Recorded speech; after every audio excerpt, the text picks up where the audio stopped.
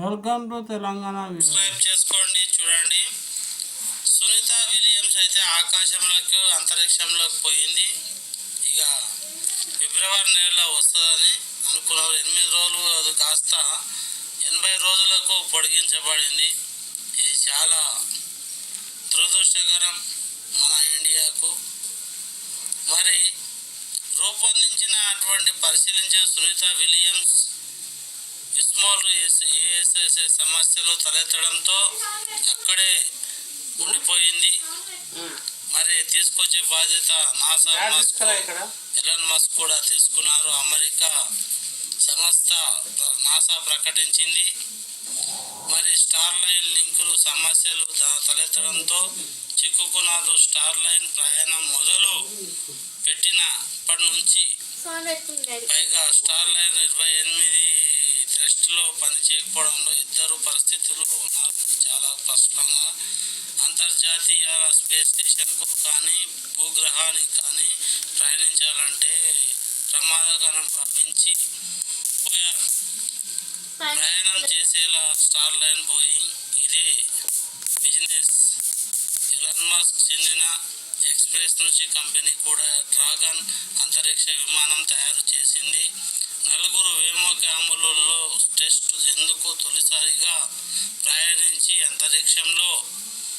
మరి ఈ విధంగా సోనియా విలియం ఫిబ్రవరి నెలలో భూమిపైకి వస్తుందని మనం అందరం ఆశిద్దాం.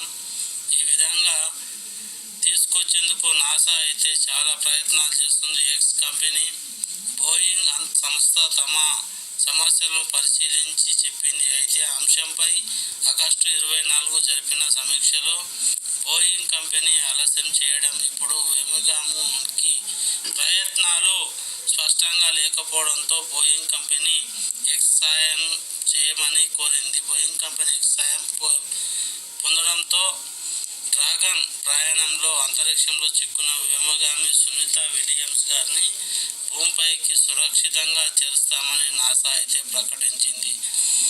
ఇప్పుడు వ్యోమగాములు మాత్రమే అంతరిక్షంలోకి వెళ్తున్నారు.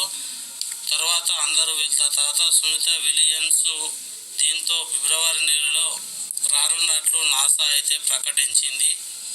మరి మంచిగా సునీత విలియమ్స్ భూమిపైకి చేరుకుంటుందని ఇండియా మొత్తం ఎదురు చూస్తుంది. ఈ యొక్క నచ్చితే మీరు ఇండియాను గౌరవిస్తున్న వారైతే తెలంగాణ బీఆర్ఎస్ టెక్ను సబ్స్క్రైబ్ చేసుకొని చూడండి. మన భారత సత్తా ఏంటో, మన అమెరికాకు ఇండియాకు ఉన్న గొప్ప స్నేహబంధం ఏ విధంగా ఉంటుందో ప్రాణాలకు తెగించి ఇండియన్స్ ఈ విధంగా రిస్కులు చేస్తున్నారు. మరి ప్రాణాలు కూడా ప్రమాదంలో పెట్టి చేస్తున్న ఈ సంస్థకు మనం సాధ్యపడదాం.